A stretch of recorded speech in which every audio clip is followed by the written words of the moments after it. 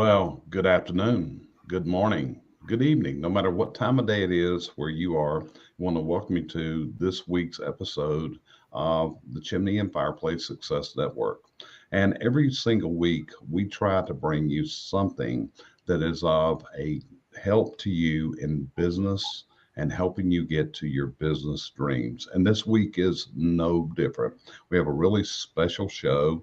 Brandy is not with us today. She has an outside commitment that she had to go with. So, Cheryl, what's your thoughts on today's subject matter that we're going to be presenting to our audience today?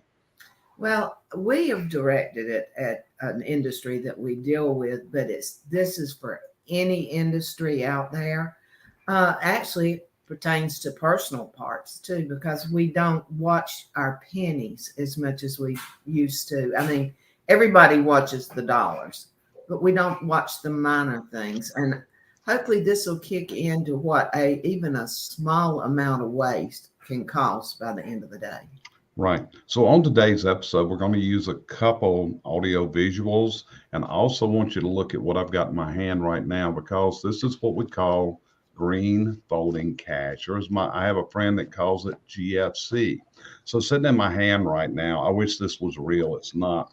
There's $50,000 in $100 bills sitting here in my hand to try to make an image of what goes through the average business owner's fingers every single day and at the end of the year. And that's one of the things that I keep on my desk as an inspiration. Another thing you're going to see us talk about is this, which is an hourglass. And if you watch how the sand is going through the hourglass, we're going to be talking about that. So stick around with us. We'll be right back with this week's episode of the Chimney and Fireplace Success Network.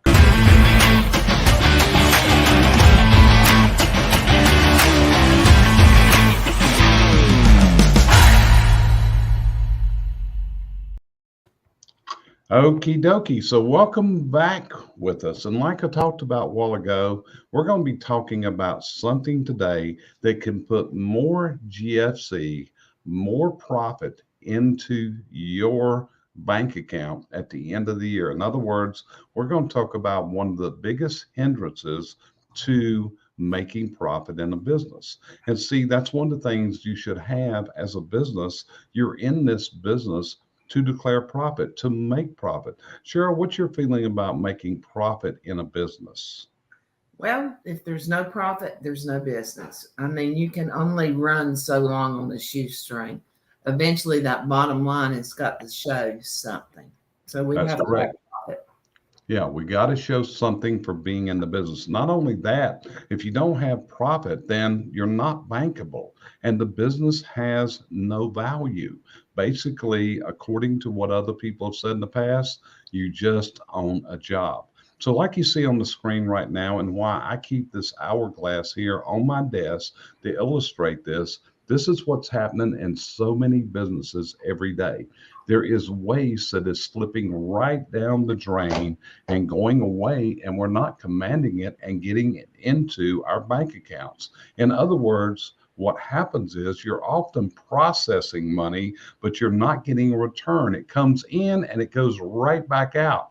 So where does that money go to? Why is it not going into the profit mode, which is what you're in business for? Okay, so you got to, so keep this in mind as we go through. Let me get my other screen up here. So, it's kind of like I often see people talk about a business and they gauge their businesses in gross revenue, but they're not gauging it in the return on a business.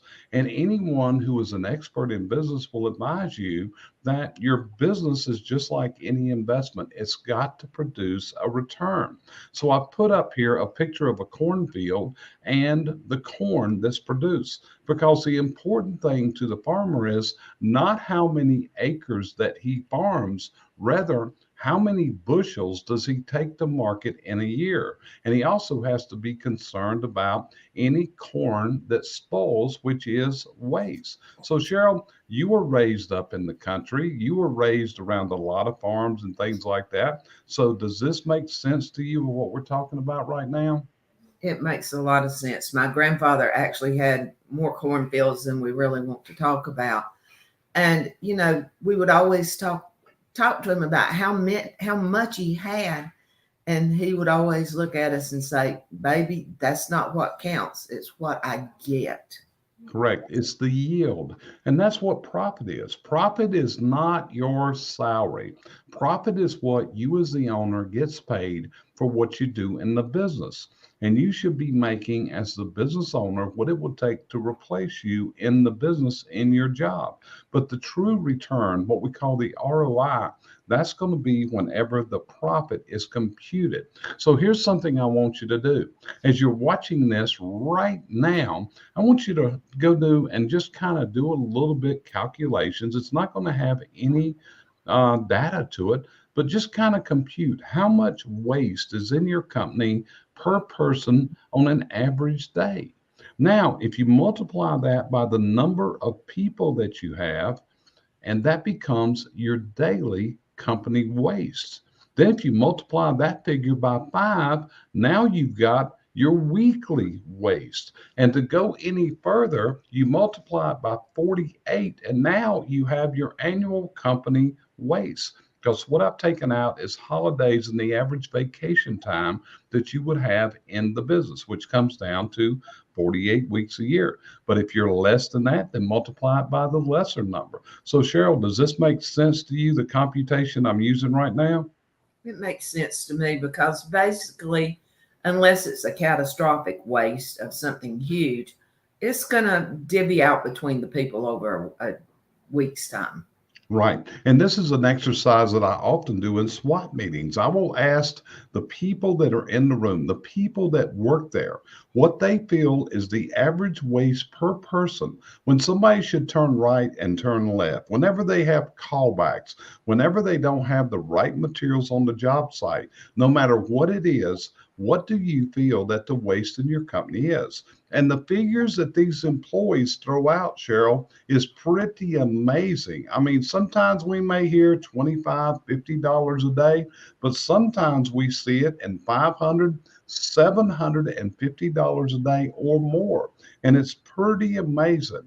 Over the course of my career of teaching a lot and facilitating a lot of SWAT meetings, I would say that the average that comes out of overall is between $200 and $300 per person. So what you want to may do is play this same game with your people and see what do they think the waste is in the company. You see, Can I add something here with something you said earlier that people might not understand? Part of it is you said go right or left instead of right. That's because you went to the wrong place. But even FedEx or UPS will not make a left-hand turn unless they have to. They always go right into traffic. And that's what you have to realize. It's seconds of time. yeah. And lean experts and people that study efficiency and effectiveness in businesses find the following, and it runs pretty true, that whenever we look at waste, about 5% of the money that is lost to waste from materials is about 5%. Man hours are 95% of the waste. Just think about it. How often is non productive work done in your business? And you got to remember this, waste is paid for and comes directly off of your off of your bottom line. That's correct. And it's telling to take a certain amount of sales dollars to compensate for that waste. And we'll get in that in a minute. But the higher your net is, the less number of dollars it takes to replace that waste, because the waste has to be paid for by somebody or something. Cheryl's this making sense to you? Makes perfect sense to me. So That's just everything, all math. I mean, that's all it is to it. it's all math and numbers don't lie. Okay. So let's dive a little bit deeper. How many does it take? And what you need to do is look at what your net earnings were for last year, or if you're accurate up to this year, because this is what it takes for $1 of waste.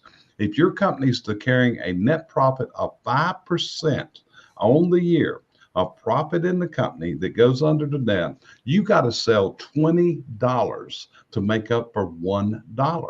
And you can see by what's on the screen, the more your net goes up, the less dollars of sales it takes to compensate. You get up to 20% net, then it's only going to take $10 of sales. And if you got all the way up to a 30% net, then you're down to $3.33 of sales dollars that takes to compensate for waste. So Cheryl, does this make sense to you? Again, it's all about the math. It's all about the math, and that's where it comes to. So, the first thing you've got to do is you have to understand this, and you have to come to a realization that there is waste in your business. And I've commonly found people would say, whenever I would do an analysis, they would tell me, Jerry, we don't have waste in our companies. But in a 2-day analysis of sitting there, I'll ask them the question again. Are you sure you don't have waste? And then they'll come up and they'll say, yeah, we do. We just don't realize it. We don't see it. We just get used to it. Cheryl, you agree with what I'm saying there? You haven't got offline yet. Okay, so good. So you're in agreement with where I'm at so far. So what you've got to do, and if you reduce the waste in your business, it's going to increase your bottom line. And the experts even say the following: if you can reduce your waste by 5%, you can raise your bottom line, your net profit, by as much as 35%. So it goes down again. Is your goal top line gross revenue, or is your goal bottom line? Because what you should be looking at is making a top line goal of where you're going, but you got to have a bottom line goal, because otherwise you're simply processing money through. It comes in and it goes right back out, and it doesn't stay, and it doesn't build your reserves, and it doesn't build the value of your company. Cheryl, still making sense? You got anything to add at this point? So far, you're good. I'm sure I'll have something shortly. Okay, good. So let's keep going. So these are some of the things that are commonly found that are the cause of waste. It could be defects in the product. Are you making something defective? That could be a callback. It could be improper work done. Overproduction. And this could also go down to over ordering excess materials. Many times I tell people, your warehouse, if you're not turning those goods, then you're simply running a museum of relics. And you're probably not charging museum admission to see your relics. How often are people waiting, just waiting? Do you have unused talent that you're not using properly? Is there waste in the transportation of your people going to jobs? Are they getting there in the most effective ways? Inventory control, actually excess motions, extra processing time. I think one of the movies that I really enjoyed watching was The Founder, which was the story of Ray Kroc and the McDonald brothers and how they designed the speedy food system, and they drew it out on a tennis court so they had people in there moving to get the most effective flow in the business. Cheryl, anything on this you want to add? The only thing I would like to add now is they've dropped the ball, Okay. because I think that's why, and I'm going to use McDonald's because that's what we're talking about. A lot of the McDonald chains are looking at closing, and I think it's because they're not following the process, and there's a lot of waste going on. We see it every time we go out to eat. Correct. And this goes down to what's called lean and lean processes. And lean processes has what's called the 5S. And this is what salvages many businesses and what can take them into a profit making mode. In fact, Toyota is known for the implementation of the Toyota production system, which was the whole basis of lean and how they implemented it in their manufacturing. But the interesting thing was, where did they learn it from? They learned it from reading Henry Ford's book. Because if you go back to the early part of the 20th century, what did Henry Ford do? Henry Ford invented the assembly line. And what he was able to do was take Ford to the top of the manufacturing heap and producing the Model T that they made 15 million of that particular automobile that went out. Now, there was a problem with what Henry did. He was so stuck on his Model T design, he didn't design new products. So what you've got to do as a business owner, you've got to be looking at all aspects, not just the waste, but you got to be looking at your sales, looking at your systems, everything else. Cheryl, anything you would add in on this slide? I'm just going to add to that what you just said, people get tunnel vision on what they're watching. So it needs to be the whole system. That's right. You got to implement your system. So we're going to get down to that. So waste is mistakes. And you need to remember the following three things that are on your screen right now. Because anytime there is a mistake and there is waste, there are three reasons. As Brandy Biswell said, I have drilled this into her so much that she always remembers this. But number one, there is no system. Number two, the system is wrong. Or number three, someone did not follow the system. But what they didn't follow the system, you've also got to look at it. Is it a lack of comprehension on their part? Have they not been properly trained? Are we not laying it out with our SOPs, with our manuals on how to do it properly? So we got to look at it from how do we improve this? And we have to work towards a goal of continuous self-improvement. Cheryl, you agree with what's on the slides? I do agree. Okay, so we're good at this point. And this is what often happens. And if we take the average customer that we work with, then they're in a service business. They are serving American homes and they have trucks on the road. So what happens here is we have a flow of the job within it. This is called job flow. And it's the way the job goes through our business. It goes through all the points there, and it ends up at the end that the crew brings in the gold for the job. That's the process of business. Cheryl, does this make sense to you? You own a manufacturing facility, so you have flow going through your building, correct?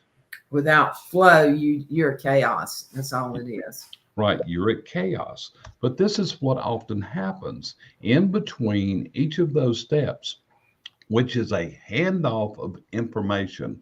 Often this information is fumbled. And then why is it fumbled? Because we have a bad handoff of the information. So what you got to look at, people that trace this down commonly find that many of the mistakes happen from a fumble, from bad information being changed from one department into another department, or from one worker to the next worker. Cheryl, are we still good? You got anything you want to add here? The only bad thing about that is a lot of times it's 2 steps forward before anybody figures out that it got fumbled. That's correct. So those are all the things you got to keep in mind, because waste can often be traced to a fumble or to a bad handoff of informations. In other words, in business during your production flow, then handoffs have to be perfect. In other words, what this means is information from one department, such as from the guy that sold it to the office to the guy that's going to do the work, these handoffs of information have to be perfect. Now, in today's world, with the software programs that are now available, this handoff of information can be made perfect, but it's going to require the person that's entering the information to enter it properly. There's an old saying among accountants and CFOs whenever they talk about the books. And what they say is, if you enter garbage in, you're going to get garbage out. And I think that also comes to play here. In this work order, you can't assume that the next person in line is going to know everything you have said about this job or how it's going to be done if it is not properly documented. So Cheryl, anything to add on this slide? Yep, doing good. So we're doing good, because what happens is when there is a fumble, chaos results. Chaos is the result. Everything goes wrong. Cheryl, in your business, if somebody calls and the customer's out there and they call and say, hey, my freight is damaged, or this island doesn't work, or this grill doesn't fit, does it cause chaos and interrupt everything that we've got to now move on to this problem, and we have to move off what we're doing at that point? It shuts somebody almost completely down because it's a backtrack. And it is. So where did it get messed up? Yep. That's it. So chaos is what the result is. And chaos is where things go helter skelter in the business. And all of a sudden, chaos causes our blood pressure to rise, it causes our emotions to rise, and it makes for a really bad day. If you're watching us, I'll guarantee you when chaos results in your business, I will bet you that you have a really bad day. Not only that, how much energy does it zap from a human being, Cheryl, whenever things turn into chaos? It takes your day, it takes your mind completely off of it. It seems like it starts a trip down the rabbit hole for the rest of the day. It does. It just ruins the whole day. And your attitude is shot. You're not fit to talk to the next customer or anything else because your blood pressure is at an all time high. Your anxiety level is rising rapidly. And from this point, it just puts stress out there. And this is all caused by that chaos of that mistake, which in the end results in waste and lost profits. That's where it goes to. Okay, again, a fumble is usually due to a bad handoff. So here's what you got to do if you want to correct this. Number one, you've got to know what your cost of waste is, and you got to price it into each job. Now, Cheryl, in your business, you know that you're going to have a certain amount of waste. So there's actually a waste factor that's added in, and that came from weighing the materials. Am I correct? That's exactly how I came up with it.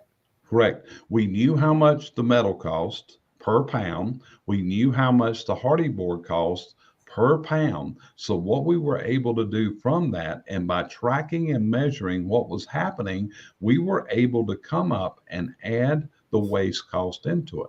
So that's one of the things that you got to do, because if you're going to produce waste in your business, you've got to be able to put that into your pricing. So that's number one. But the problem with that is that results in higher prices. So one of the things that you want to do, and this is what Henry Ford found out, by making the operation more efficient, more effective, he was able to lower the cost of the automobile. But in the other side of the coin was he was able to be more profitable once he did this. He was also able to change the wage within his factory and started paying more than anyone else was. And it all came through managing that production flow and using his assembly line concept to move a car through at a certain amount of time, which eradicated waste. Henry Ford even went further. Henry Ford was producing sawdust,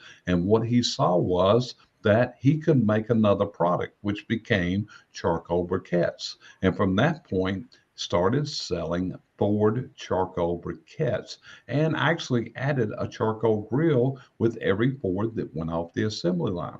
So, Cheryl, was anything you would add to this slide? The only thing I would add is a statement you made earlier. We can compute, I could compute my metal, I can compute my hardy board. It's really hard to compute employee waste.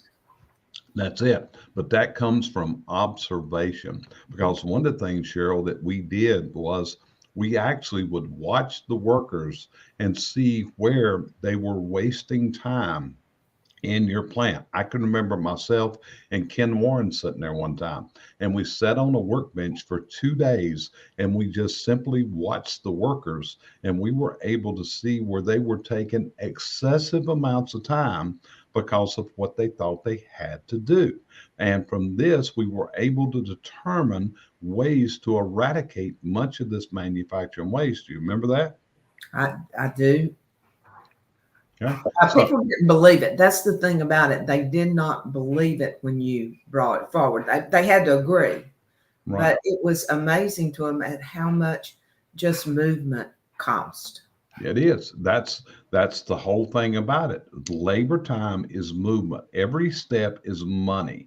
Every time you see it. I can remember when my buddy Tom Urban said, whenever they had Dave Pomeroy come in and observe their operation at Esteban, and where he was able to tell them that placement of tools on the workbench was producing inefficiencies. And simply by movement of a screwdriver, of a nut driver, he was able to increase his effective workflow there at Estoban. And that's what you've got to do and what goes into the next slide. So, what you've got to do is you've got to decide that you want to reduce and eradicate the waste. What's the benefit of this? Because as you eradicate this waste and you reduce it down, your net profit is going to grow exponentially, and that is the overall goal of the business. Yeah, it's great to say, hey, I have a business at this figure talking about the gross. And we hear this all the time. People gauge the success of their business by the gross revenue, when the actual success is the bottom line net profit. Because if you go to the bank, that bank doesn't care what your gross is, they're looking for what your net is. And if you put that business up for sale one day, you better believe that that buyer is going to be looking at what is your bottom line. In fact, this is a common statement. The price is all about the numbers. So, Cheryl, anything you would add with solution number two? So you're doing well. So, we're still doing well. So, you got to remember this, you cannot improve what you don't measure. So, what you've got to start doing is you've got to start looking for this and you got to start tracking what the waste is. You have to identify the waste. You got to be able to track it. Then you got to be able to measure it. And then the next thing you got to do is you got to be able to cost it and then come up with resolutions to what is causing this waste. Once you do those steps, what's going to happen is you can take this down. It's not going to happen overnight. I want to warn you. This is a long, involved process, and it can take years because what you've got to do is part of this is breaking habits.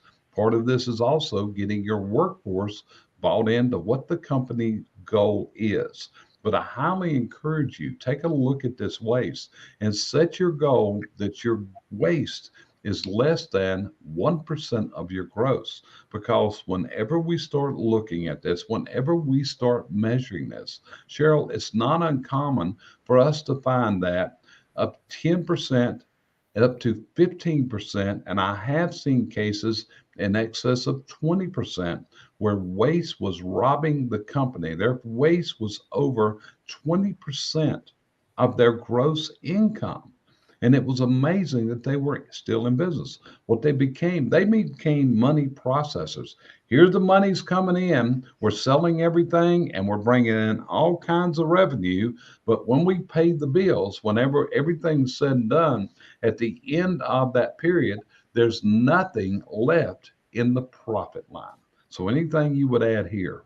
No, I'm good. Okay, so again, just like you said a while ago, it's going to come down. Time is money, and manpower is commonly going to be probably one of your largest expenses in the business. So set your goals of where you want to go. And you got to remember, what are the three causes? Number one, there is no system. Number two, the system is wrong. Or number three, someone did not follow the system. Anything here, Cheryl? No, I'm going to have to step away for 1 second. I'll be. Okay. So, in addition to what we're talking about here, it's also important that you start building the systems, the standard operating procedures within your business. My buddy Al Levy calls these manuals. We call them SOPs, but it all means the same thing. So, to build your systems, it takes three different ways that you can do this. Number one, you can decide that it's time for you to build your library of SOPs, your processes, everything in the company, your SOPs, that you build them. Number two, you can contact my friend Al Levy and you can actually get his book, The Seven Power Contractor, and you can buy his templated forms that are ready for you to modify for your business. Or number three, you can hire a person who's experienced in writing SOPs, standard operating procedure, job descriptions, and all this, and they can come in and do it for you. And we have a person at CVC now that can do this contract SOP uh, process to put it through for clients. So, what you can do is reach out to me. You see my email address there on the screen. I can give you the contact information for Al if you want to put in Al's systems and start using his templates, and then you modify those for your use. Or if you want to contract with someone that can actually author your own proprietary system of SOPs, build the library for you. Because you got to remember, if it is not written down, if it's not documented, your people do not have a path to follow. And it's vastly important that they have a path to follow. And this is the final thing here on this that we want to enforce. As the leader, you have to understand and you must realize it is your fault if waste is being produced. After all, you're the one that is allowing the waste to occur. So, this is a leadership role where you've got to step up to the plate and decide, okay, we're going to eradicate this problem. It's my fault. Until you do that, nothing's going to change. And it's also of utmost importance that you involve your people in this. In order for change to occur, and I'm going to quote our buddy Randy Pennington, if you're going to affect change within your company, then your people have to be involved in this change. Because what you've got to do is you've got to get buy-in. Building the tracking and measurement systems is going to take a whole new train of thought. And if your people aren't bought into this, then they're not going to support you. So remember, if you want to affect change within your company, you're going to have to involve your people, and they're going to have to buy into this change and help you accomplish this goal, which is getting the waste below 1% of your gross, where you can add it into the profit column and build a company of significantly more value. You're not just producing revenue. You're not just farming multitudes of fields. Rather, you are bringing in the bushels of corn, which is the profit, and it's adding into the value and into your funding for your business to build you to a self funded position of value. So, Cheryl, anything else you would add to this? The main thing is just the people need to take this to heart, look at, like you say, their bottom line and work up to the top. Right. So, again, like I said, this is a stack of money, stack of $100 bills. Yeah, it's fake. I wish I had this many $100 bills in my pocket, but I don't. But I got this strictly, this is movie money. So I could use this in training and those kind of things. And something else to do, think about getting you your own hourglass and watch as the sands go through. I got this hourglass concept because there was a soap opera that started in 1965 called Days of Our Lives. Cheryl, you remember when it came on and it used to say, like sands through the hourglass? Every So, day my mother watched it, so yeah, I remember it well. that's it. Such are the days of our lives. So, just like that, think about this just like the sand in the hourglass, so are the profits in your business slowly dribbling down and going down the drain instead of residing in your hand. Don't just be a money producer that there is no return from this business. It doesn't create value for you whatsoever. And it goes back again when we talk about systems, one of the books that I suggest every business owner should have is the E-Myth. And this is what the E-Myth talks about. It's how to buy the system, how to build these systems within the business. Back in the 1990s, I had the pleasure of having breakfast with Michael Gerber, who is the author of the E-Myth, and finding out what Michael's concepts are. The E-Myth Revisited has probably changed more business owners than just about any book. But that book, along with Traction, are two business management books that I believe every business owner should have in their library, and they read these. So, Cheryl, anything to add before we end today's episode? No, I think we've had a good episode here. I think everyone needs to literally take it at heart. I myself could do better than I'm doing. So everyone can always do better. That's it. So we appreciate you joining us today here on this episode of the Chimney and Fireplace Success Network.